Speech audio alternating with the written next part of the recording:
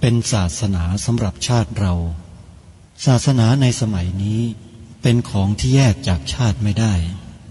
เป็นความจำเป็นที่เราทั้งหลายผู้เป็นไทยจะต้องมั่นคงอยู่ในศาสนาพระพุทธซึ่งเป็นศาสนาสำหรับชาติเราพระพุทธศาสนาก็ดีหรือศาสนาใดก็ดีที่ตั้งมั่นอยู่ได้ก็ด้วยความมั่นคงของผู้เลื่อมใสตั้งใจที่จะรักษาและข้าพเจ้าพูดทั้งนี้ก็เพื่อชักชวนท่านทั้งหลายอย่างเป็นเพื่อนไทยและเพื่อนพุทธศาสนิกชนด้วยกันทั้งนั้นเพื่อความมั่นคงแห่งพระพุทธศาสนาข้าพเจ้ารู้สึกว่าได้ทำหน้าที่สมควรแก่อุปถัมภ์พระพุทธศาสนาเราจะตั้งใจรักษาศาสนาของเราด้วยชีวิตและถ้าท่านตั้งใจจะช่วยข้าพเจ้าในกิจอันใหญ่นี้แล้วก็จะเป็นที่พอใจข้าพเจ้าเป็นอันมากเพราะฉะนั้นเป็นหน้าที่ของเราทั้งหลายที่จะช่วยกันบำรุงรักษาพระพุทธศาสนาอย่าให้เสื่อมสูญไปการที่จะบำรุงพระพุทธศาสนาเราต้องรู้สึกก่อนว่าหลักของพระพุทธศาสนาคืออะไรเราจะถือว่าเราเป็นไทยด้วยกันหมดเราจะต้องรักษาความเป็นไทยของเราให้ยั่งยืนเราจะต้องรักษาพระพุทธศาสนาให้ถาวรวัฒนาการอย่างที่เป็นมาแล้วหลายชั่วโคตรของเราทั้งหลายพระบรมราโชวาทของพระบาทสมเด็จพระมงกุฎเกล้าเจ้าอยู่หัวรัชกาลที่6พระบรมราโชวาทก็ดีพระราชนิพนธ์ก็ดีหรือพระบรมราชโองการของพระมหากษัตริย์ถือเป็นบทบัญญัติแห่งกฎหมายทั้งหมดทั้งสิ้นการบัญญัติให้พระพุทธศาสนาเป็นศาสนาประจำชาติไทยไว้ในรัฐธรรมนูญจึงเป็นสิ่งที่ถูกต้องทั้งกฎหมายและทางโบราณราชประเพณีการบัญญัติให้พระพุทธศาสนาเป็นศาสนาประจำชาติไทยไว้ในรัฐธรรมนูญย่อมเป็นหลักค้ำประกันให้กับประชาชนคนไทยว่าตนได้ปฏิบัติตามกฎหมายอย่างแท้จริงการบัญญัติให้พระพุทธศาสนาเป็นศาสนาประจำชาติไทยไว้ในรัฐธรรมนูญ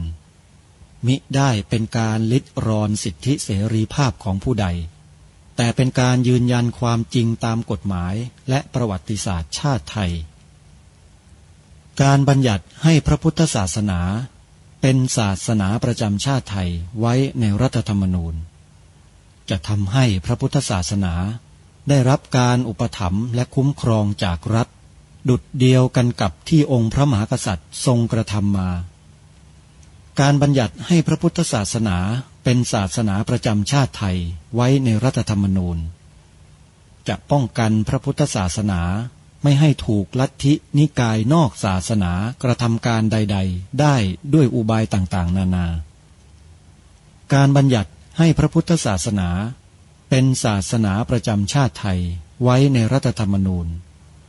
จะทำให้สังคมไทยมีแต่ความสุขร่มเย็นเป็นธรรม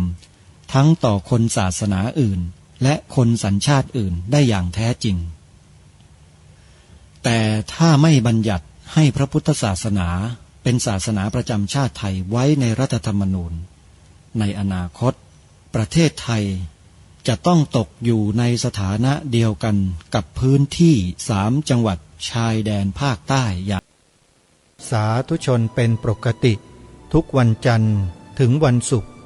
และวันเสาร์อาทิตย์ทางสถานีวิทยุแห่งนี้ท่านสามารถติดตามรับฟังรายการนี้ทางสถานีวิทยุ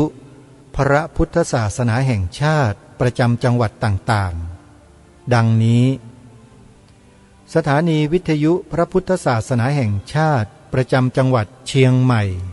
2 สถานีคือสถานีวิทยุวัดหนองกาย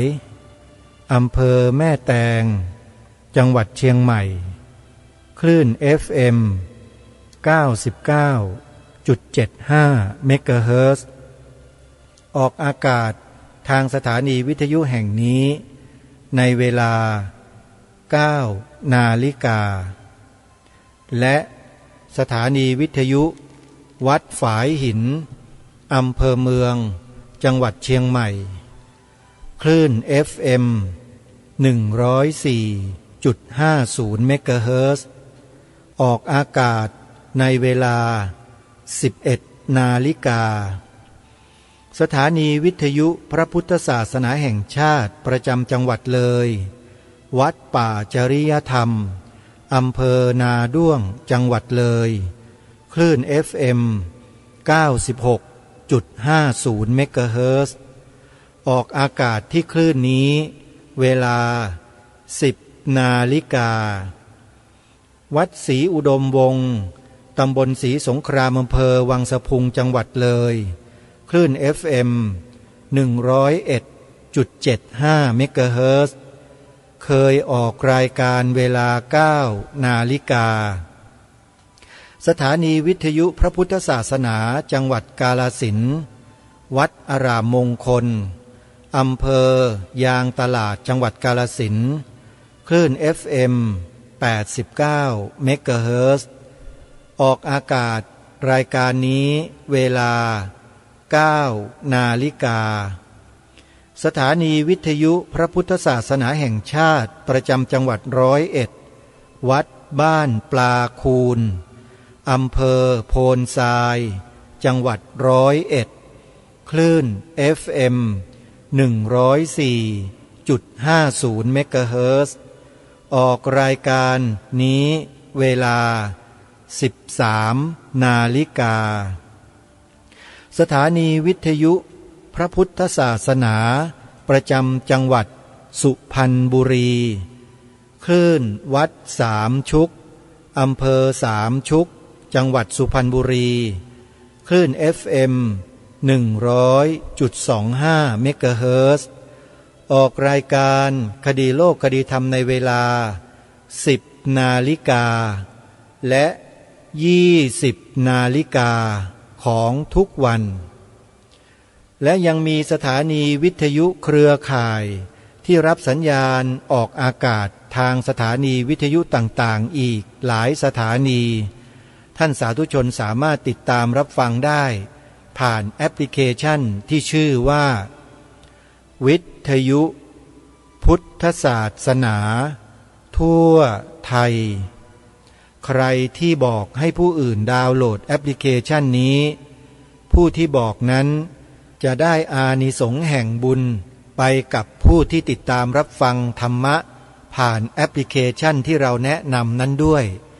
ฟังเท่าไหร่เราก็ได้บุญเท่านั้นเพราะฉะนั้นใครที่ต้องการได้บุญแบบไม่ต้องลงทุนลงแรงมากเพียงแค่แนะนำแอปพลิเคชันวิทยุพุทธศาสนาทั่วไทยให้กับผู้อื่นได้ดาวน์โหลดฟังธรรมะเท่านั้นท่านก็ได้บุญแล้วและในเดือนมีนาคมนี้ก็ยังมีงานสำคัญอีกงานหนึ่งที่จะขอประกาศประชาสัมพันธ์เชิญชวนญาติโยมสาธุชนที่มีความสนใจจะเข้าร่วมกิจกรรมนี้ซึ่งเป็นกิจกรรมของชนเผ่าหนึ่งที่เป็นชนเผ่าเดียวในโลกที่เลี้ยงช้างมาตั้งแต่บรรพบุรุษตั้งแต่โบราณประเทศไทยเราที่มีช้างในการทำศึกสงครามก็ดีในการใช้แรงงานทำงานเพื่อพัฒนาบ้านเมืองสังคมมาแต่อดีตก็ดีเราก็ได้ชนเผ่าเหล่านี้แหละช่วยดูแลควบคุมช้างให้แก่พวกเราให้กับเจ้าฟ้ามหากษัตริย์ในการทำศึกสงครามชนะมานักต่อนักเพราะฉะนั้นคนเหล่านี้นะก็จะมีคุณูปการต่อสังคมไทยเราแบบอยู่เบื้องหลังมานานแล้วในเมื่อเขาจะมีกิจกรรมในส่วนของชนเผ่าเขาเนี่ยอาตมาภาพคิดว่าเราไม่น่าจะพลาดเพราะนั้นใครที่จะร่วมบุญนะโยมงานนี้ฟังให้ดีว่าคืองานอะไรขอเชิญร่วมพิธีบวงสรวงไหว้ครูปู่ประกำช้างประจำปีและเททองหล่อพระประธานเพื่อประดิษฐานไว้ภายในอุโบสถของวัดป่าอาเจียง ซึ่งวัดป่าอาเจียงนี้เป็นวัดที่มีความสายสัมพันธ์อยู่กับคนเลี้ยงช้างมาตั้งแต่เริ่มต้น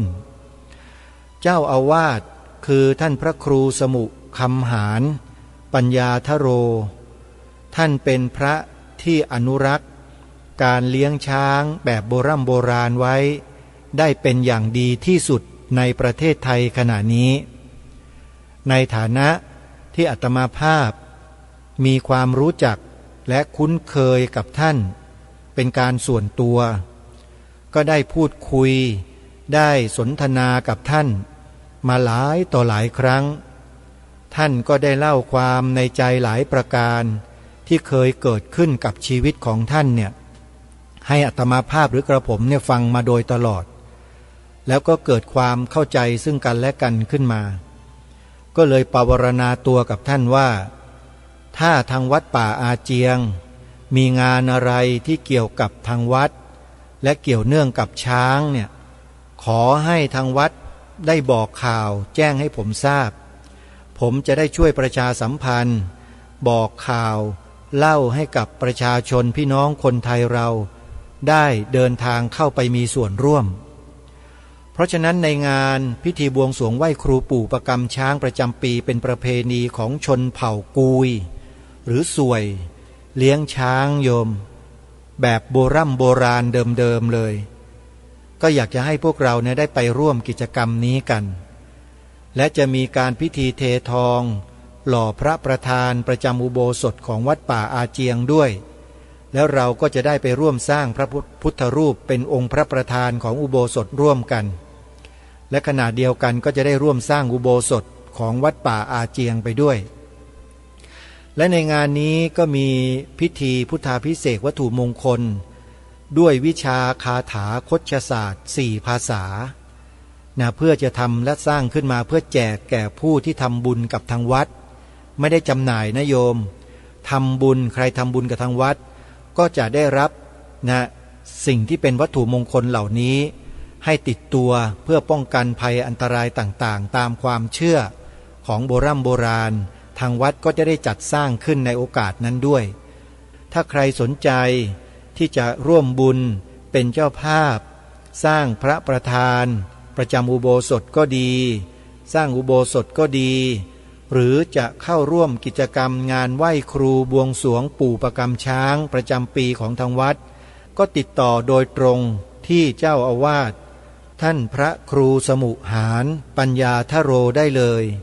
โทรศัพท์ไปได้ที่หมายเลข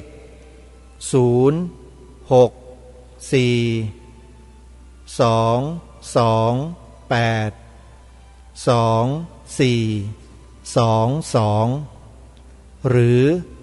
043635865วัดป่าอาเจียงอยู่ที่บ้านหนองบัวตำบลกระโพอำเภอท่าตูมจังหวัดสุรินทร์ญาติโยมที่ใช้แผนที่อิเล็กทรอนิกส์เป็น Google Map เป็นก็พิมพ์ชื่อวัดป่าอาเจียงเพื่อค้นหาสถานที่แล้วกดติดตามหรือค้นหาได้เลยGoogle Map ก็จะพาท่านไปที่วัดป่าอาเจียงได้อย่างสะดวกและง่ายดายมากใครสนใจก็ไปร่วมงานกันทีนี้เนื้อหาสาระของรายการคดีโลกคดีธรรมวันนี้อย่างที่ได้กล่าวกับท่านผู้ฟังไปเมื่อวานนี้ว่าได้พบหนังสือที่จัดพิมพ์ขึ้นโดยกรมศิลปากรกระทรวงวัฒนธรรมจัดพิมพ์ขึ้นเนื่องในโอกาสพิธีเฉลิมฉลองการครองสิริราชสมบัติครบ70ปีของพระบาทสมเด็จพระบรมชนกาธิเบศรมหาภูมิพลอดุลยเดชมหาราชบรมนาถบพิตรซึ่งเป็นหนังสือที่เกี่ยวกับพระบรมสารีริกธาตุจะได้นำมาให้ท่านผู้ฟังที่สนใจเรื่องพระบรมสารีริกธาตุซึ่งณขณะนี้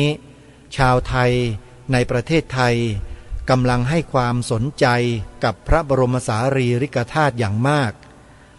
ซึ่งขณะนี้ทางการอินเดียก็ได้อนุญาตให้อัญเชิญพระบรมสารีริกธาตุของพระสัมมาสัมพุทธเจ้าที่ขุดพบที่เมืองกบิลพัสต์ อัญเชิญไปประดิษฐานพร้อมด้วยพระอรหันตธาตุของพระอัครสาวกทั้งสอง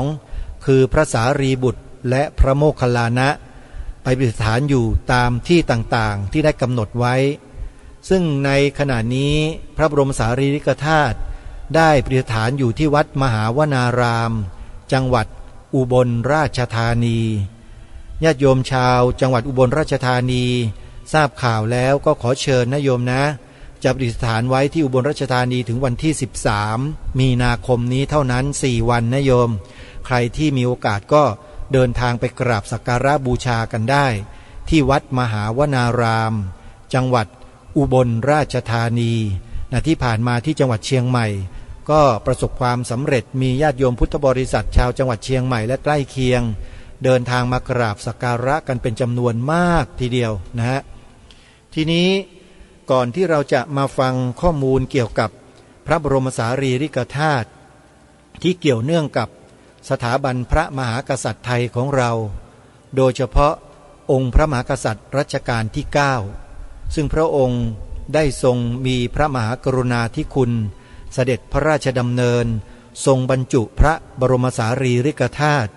ไว้ในพระเจดีย์ภูเขาทองวัดสะเกษราชวรมหาวิหารซึ่งในหนังสือของกรมศิลปากรดังกล่าวก็ได้บันทึกจารึกเหตุการณ์ในวันนั้นไว้แล้วก็พูดถึงกล่าวถึงประวัติความเป็นมาของพระบรมสารีริกธาตุไว้อย่างละเอียดมากๆเลยและจะได้นำมาอ่านให้ญาติโยมฟังในช่วงต่อไปในช่วงนี้ขอประกาศเชิญชวนญาติโยมสาธุชนทุกท่านร่วมกิจกรรมงานบุญในเดือนเมษายนช่วงสงกรานต์โยมในช่วงสงกรานต์คือวันที่14เมษายนนี้ถ้าญาติโยมไม่ติดภารกิจที่ไหนเนี่ยอาตมาภาพขอเรียนเชิญเจริญพรให้ญาติโยมเดินทางไปร่วมเททองหล่อพระประธานประจำอุโบสถของวัดป่าจริยธรรมที่อำเภอนาด้วงจังหวัดเลยร่วมกันนะโยมนะพระประธานองค์นี้เป็นพระประธานองค์ใหญ่ซึ่งเป็นการหล่อในวาระที่3จะเป็นช่วงของพระนาภีก็คือท้องของพระพุทธรูปถ้าหากญาติโยมท่านใดสนใจที่จะเข้าร่วมกิจกรรมหรือจะร่วมทำบุญเททองหล่อพระประธานพระพุทธจริยธรรมที่วัดป่าจริยธรรมก็สามารถโทรศัพท์เข้าไปเพื่อขอแสดงความจำนงร่วมเป็นเจ้าภาพเททองได้ตั้งแต่บัดนี้เป็นต้นไปหมายเลขโทรศัพท์ติดต่อเพื่อขอร่วมบุญของวัดป่าจริยธรรมโทรไปที่หมายเลข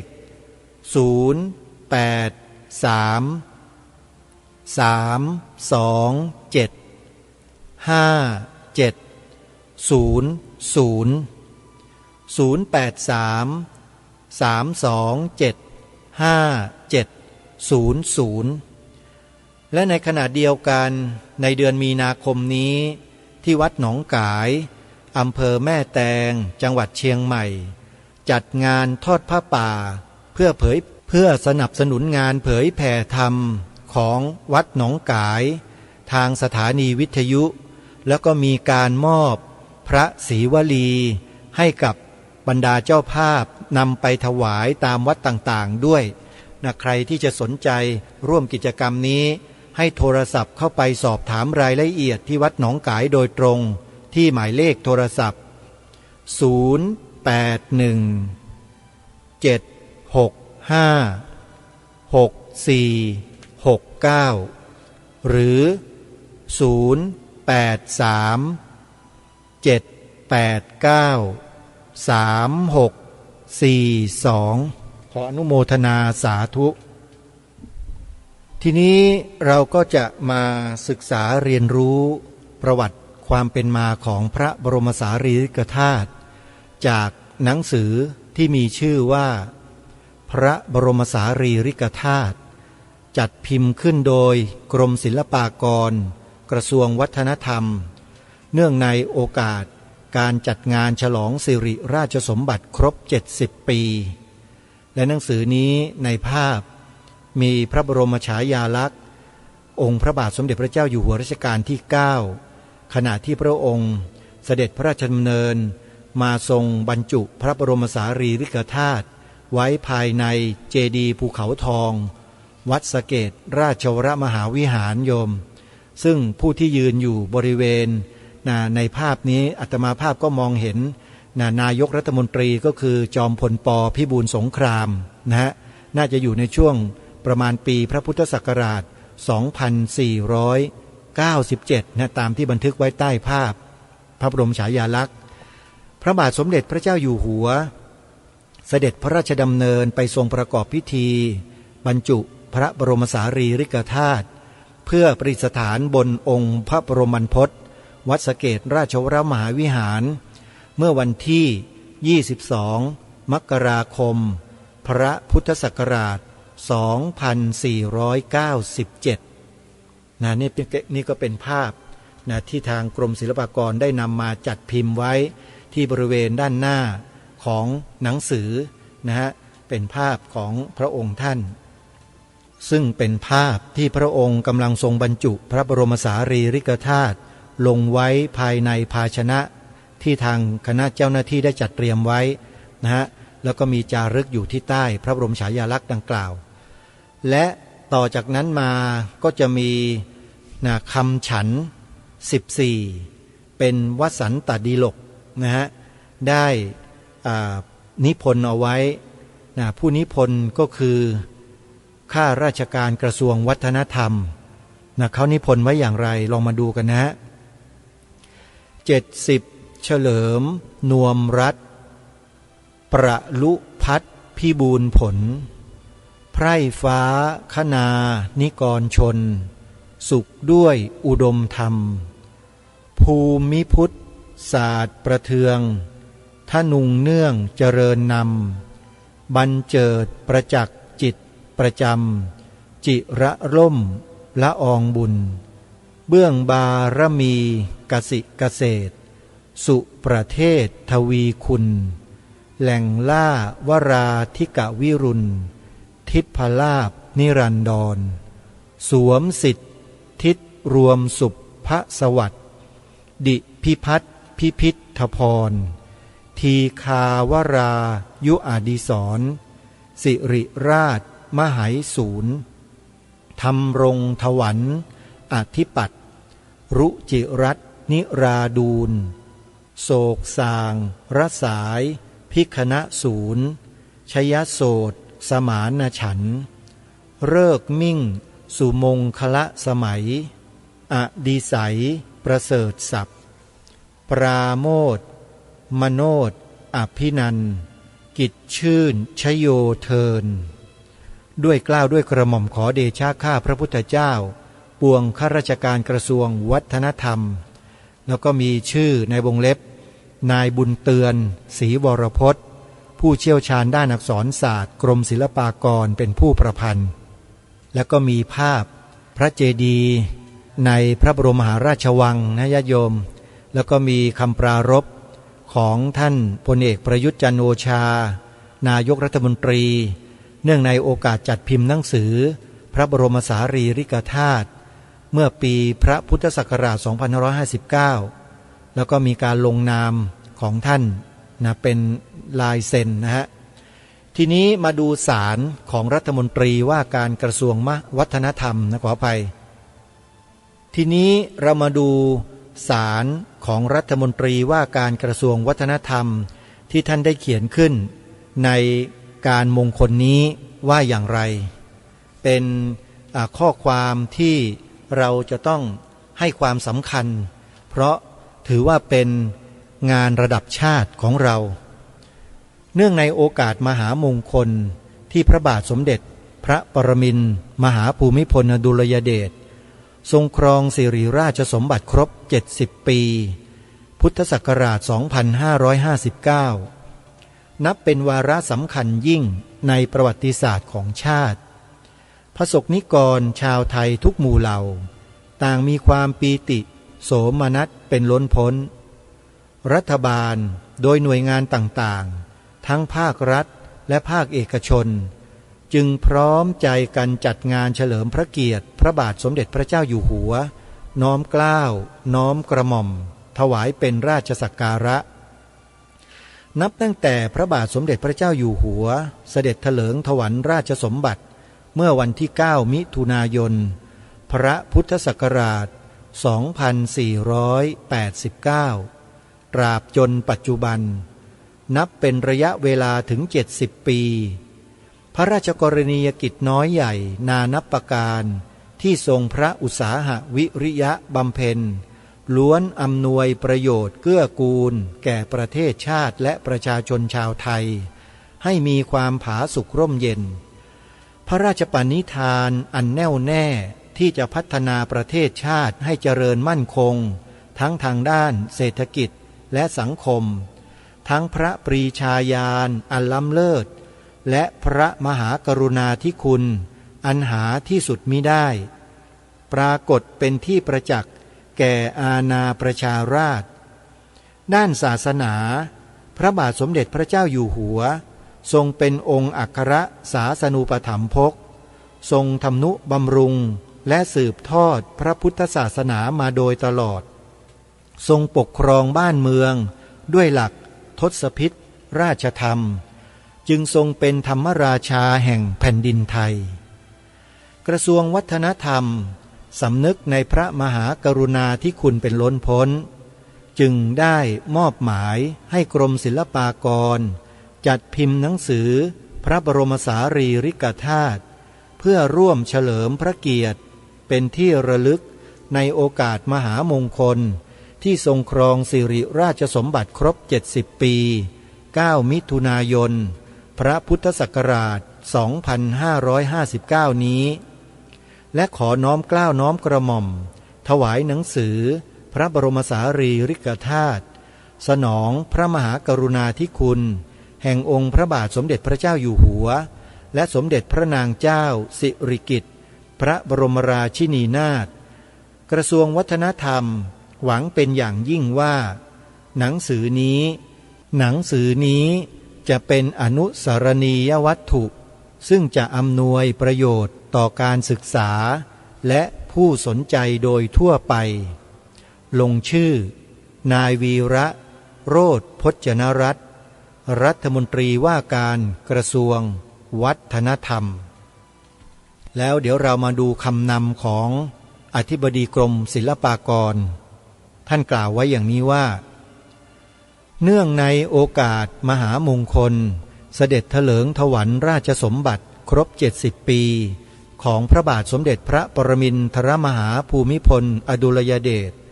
และมงคลสมัยที่สมเด็จพระนางเจ้าสิริกิติ์พระบรมราชินีนาถทรงเจริญพระชนมพรรษาครบ7 รอบนับว่าเป็นวาระสำคัญยิ่งในประวัติศาสตร์ชาติไทยกระทรวงวัฒนธรรมได้มอบหมายให้กรมศิลปากรจัดพิมพ์หนังสือพระบรมสารีริกธาตุเพื่อน้อมเกล้าน้อมกระหม่อมถวายเป็นราชสักการะด้วยความจงรักภักดีและเพื่อเผยแพร่ข้อมูลคติความเชื่อเรื่องพระบรมสารีริกธาตุให้กว้างขวางในหมู่พุทธศาสนิกชนชาวไทยคติความเชื่อเรื่องพระบรมสารีริกธาตุ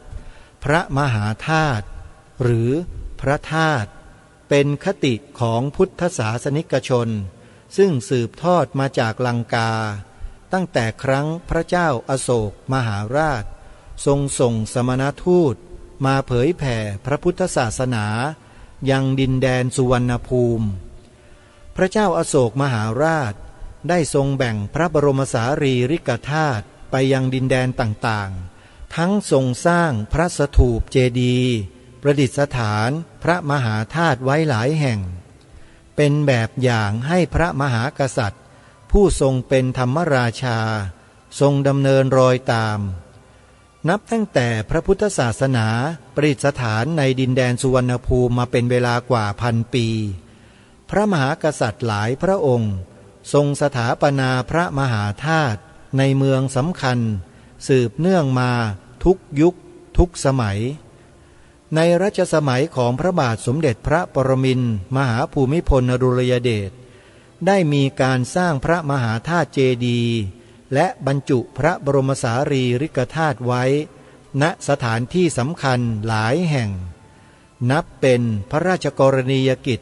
ด้านการทำนุบำรุงและสืบทอดศาสนาอันสำคัญยิ่งในโอกาสอันเป็นมหามงคลยิ่งที่พระบาทสมเด็จพระเจ้าอยู่หัวทรงครองสิริราชสมบัติครบ70 ปีวันที่ 9 มิถุนายนพระพุทธศักราช 2559 กรมศิลปากรโดยสำนักวรรณกรรมและประวัติศาสตร์ในฐานะหน่วยงานของรัฐที่ส่งเสริมให้ประชาชนมีความรู้ความเข้าใจเกี่ยวกับมรดกศิลปะวัฒนธรรมของชาติจึงได้จัดพิมพ์หนังสือพระบรมสารีริกธาตุเพื่อเฉลิมพระเกียรติพระบาทสมเด็จพระเจ้าอยู่หัวและสมเด็จพระนางเจ้าสิริกิติ์พระบรมราชินีนาถทั้งเป็นการเผยแผ่ข้อมูลพระมหาธาตุสำคัญในประเทศไทยและที่สร้างขึ้นในรัชกาลปัจจุบันให้เป็นที่ประจักษ์แก่สาธารณชนกรมศิลปากรจะเผยแพร่หนังสืออันทรงคุณค่านี้ไปสู่สถาบันการศึกษาห้องสมุดแหล่งเรียนรู้และหน่วยงานต่างๆเพื่อสนองพระมหากรุณาธิคุณและน้อมเกล้าน้อมกระหม่อมถวายเป็นราชบูชาทั้งหวังว่าหนังสือนี้จะอำนวยประโยชน์ต่อการศึกษาและสาธารณชนโดยทั่วไปนายอนันต์ชูโชติอธิบดีกรมศิลปากรและนี่ก็เป็นคำนำของอธิบดีกรมศิลปากรเมื่อปีพระพุทธศักราช 2559 ท่านสาธุชนท่านผู้ฟังทุกท่านฮะวันนี้ที่หยิบยกเรื่องพระบรมสารีริกธาตุขึ้นมานำเสนอในรายการก็เพื่อที่จะให้พวกเราท่านทั้งหลายนั้นได้เกิดความมั่นอกมั่นใจว่าประเทศไทยของเรานี้เป็นดินแดนของพระพุทธศาสนาอย่างแท้จริงองค์พระมหากษัตริย์ผู้ทรงเป็นองค์พระประมุขของปวงชนชาวไทยของเราทรงเป็นพุทธมามกะทรงมีพระราชศรัทธาเลื่อมใสในพระบวรพุทธศาสนาอย่างยิ่ง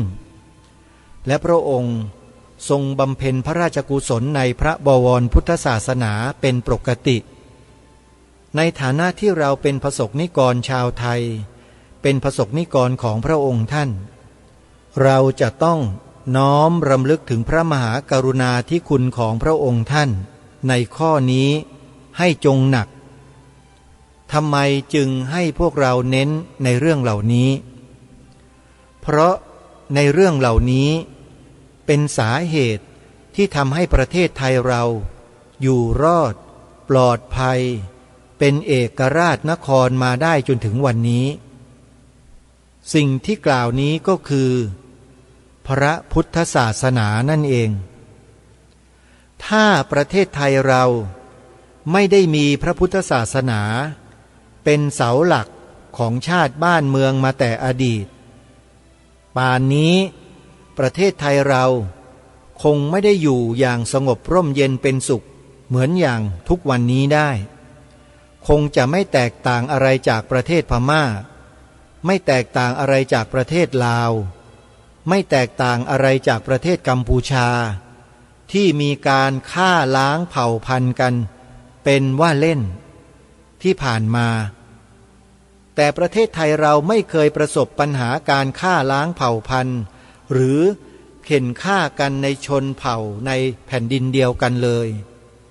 ไม่มีเลยฮะเพราะอะไรเพราะผู้ปกครองและประชาชนในประเทศนี้เป็นพุทธมามกะกล้าพูดเลยว่าเพราะพวกเราทั้งผู้ปกครองและผู้อยู่ใต้การปกครองหรือผู้ถูกปกครองเนี่ยเป็นพุทธมามกะการเข็นฆ่าทำลายล้างชีวิตของประชาชนด้วยกันจึงไม่เกิดขึ้นแต่ถ้าคนไทยไม่ว่าจะเป็นผู้ฝ่ายปกครองหรือผู้ถูกปกครองก็ดี ถือศาสนาต่างกันเนี่ยญาติโยมสาธุชนลองคิดดูว่าอะไรจะเกิดขึ้นปัญหาเกิดขึ้นไม่จบยกตัวอย่างเช่นปัญหา3 จังหวัดชายแดนภาคใต้อันนี้เป็นตัวอย่างปัญหาของประเทศไทยเราพูดได้ฮะเราไม่ได้พูดที่อื่นพูดได้ชัดเจนมีหลักฐานยืนยันชัดเจนว่ามีแต่ปัญหาไม่จบผู้ปกครองบ้านปกครองเมืองเป็นชาวพุทธแต่ผู้ใต้ปกครองใน3 จังหวัดชายแดนภาคใต้ไม่ใช่ชาวพุทธแล้วเป็นยังไงบ้างมีแต่ปัญหาใช่ไหมล่ะโยมแล้วปัญหานี่ใครเป็นคนก่อนะอ้างไปอ้างมาอ้างนู่นอ้างนี่อ้างกันไม่หยุดโทษนั่นโทษนี่โทษนู่นโทษคนนั้นคนนี้โทษรัฐบาลโทษเจ้าหน้าที่ของรัฐโทษมันทุกวันแล้วก็เสี่ยมสอนลูกหลานเยาวชนให้เกลียดคนอื่นเกลียดพวกข้าราชการทหารตำรวจเกลียดเจ้าหน้าที่ของรัฐเกลียดพระสงฆ์เกลียดคนที่นับถือต่างศาสนาจากตัวเองเสี่ยมสอนกันอยู่แบบนี้โยมนี่แหละคือปัญหาตัวจริงและปัญหาเหล่านี้กำลังลุกลามขึ้นสู่ระดับชาติท่านสาธุชนเชื่อไหมว่ากำลังลุกลามขึ้นสู่ระดับชาติแล้วมีการเสนอกฎหมายศาสนาเข้าสู่สภาแล้วแล้วถ้ากฎหมายเหล่านี้ได้ผ่านสภาออกมาบังคับใช้เมื่อไหร่เตรียมตัวกันได้เลยขอบอกว่าเตรียมตัวกันได้เลยปัญหาจะไม่มีวันจบเพราะฉะนั้นถ้าไม่ต้องการให้เป็นปัญหาระยะยาวก็ต้องตัดไฟเสียแต่ต้นลมทำยังไงล่ะไปดูคลิปวิดีโอในช่องนี้ที่ได้แนะนำไว้เขาพูดรายละเอียดเกี่ยวกับเรื่องนี้ไว้โดยเฉพาะเลยคือร่างกฎหมายที่จะเป็นปัญหาต่อประเทศไทยในระยะยาวร่างกฎหมายนี้คืออะไรแล้ววิธีการที่จะไม่ให้ผ่านทำยังไงเข้าไปดูคลิปในช่องที่ชื่อว่าสมาคมปกป้องพระพุทธศาสนาในเรื่องของพระบรมสารีริกธาตุขอพักไว้ที่คำนำของอธิบดีกรมศิลปากรแค่นี้ก่อนโยมเดี๋ยววันต่อไปมาฟังกันต่อแต่สิ่งสำคัญคือเราจะต้องรักษาชาติพันธุ์ของเราวัฒนธรรมจารีตประเพณีของประชาชนคนไทยที่ส่วนใหญ่นับถือพระพุทธศาสนานี้ไว้ให้ได้ก่อนเพราะไม่เช่นนั้นแล้วถ้าคนเหล่านั้นขึ้นมามีอำนาจและมาปกครองพวกเราเนี่ยมันจะเป็นเหมือนอย่าง3 จังหวัดชายแดนภาคใต้3 จังหวัดชายแดนภาคใต้ชาวพุทธพระสงฆ์เราโดนอะไรนั่นแหละจะโดนกันแบบนั้นเลยในอนาคตข้างหน้าถ้าหากว่ายังขืนปล่อยปละละเลยไม่เอาใจใส่เรื่องนี้กันเพราะฉะนั้นแนะนำแล้วบอกแล้วว่าให้ไปศึกษาเรียนรู้ไปดูข้อมูลที่ช่อง YouTube สมาคมปกป้องพระพุทธศาสนาเขาทำไว้นั่นน่ะให้ไปดูกันแล้วเมื่อดูแล้วเราจะรู้ให้เหมือนกันและตรงกันและเมื่อรู้ตรงกันแล้วเหมือนกันแล้วถามไปที่สมาคมปกป้องพระพุทธศาสนาเลยว่าจะให้ประชาชนคนไทยทั้งประเทศทำอย่างไรโทรไปถามในคลิปเขามีเบอร์โทรศัพท์เพียบเลยโยม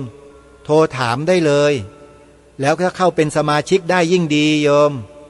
เราจะได้มีแรงแข็งขันมากกว่านี้เยอะอันนี้ขอฝากไว้นะ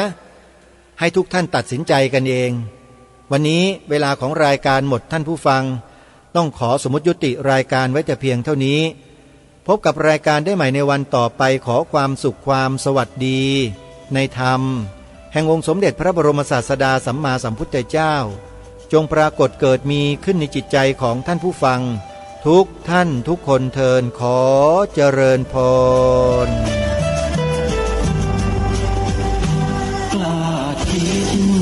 ต้องกล้าทำอย่ากลัวถ้าทำความดีเป็นศึกษาปัญหาให้ทันท่วงทีเมืองไทยจะพัฒนา